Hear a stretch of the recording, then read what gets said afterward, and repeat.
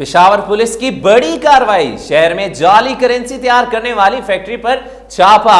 Note देखकर मालूम ही नहीं होता कि ये जाली हैं या असली हैं। जाली नोट की मालियत तकरीबन 23 करोड़ बताई गई है।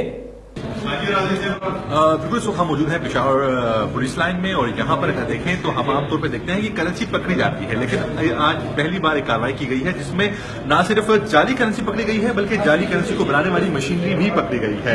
यहाँ पर अगर देखा जाए तो ये पहले प्रिंटर्स हैं, उसके बाद जो उसका मरहला आता है ये कागज है। कागज में इन्होंने इसी तरह जो हम अंदर कहते हैं अंदर एक पट्टी गुजरी होती है, वो पट्टी भी मौजूद है। उसके साथ जो अंदर की जानिब एक पाकिस्तान का झंडा नजर आता है वो भी मौजूद है।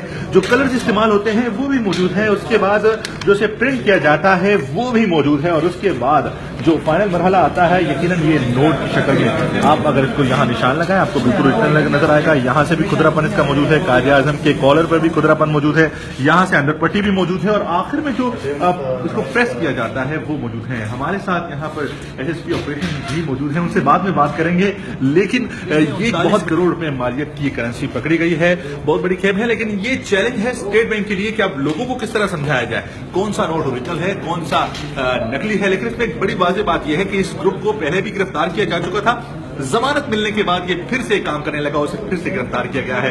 यकीनन इस पे इन्वेस्टिगेशन पर भी बात होनी चाहिए कि क्यों वो जमानत पर रिहा हो।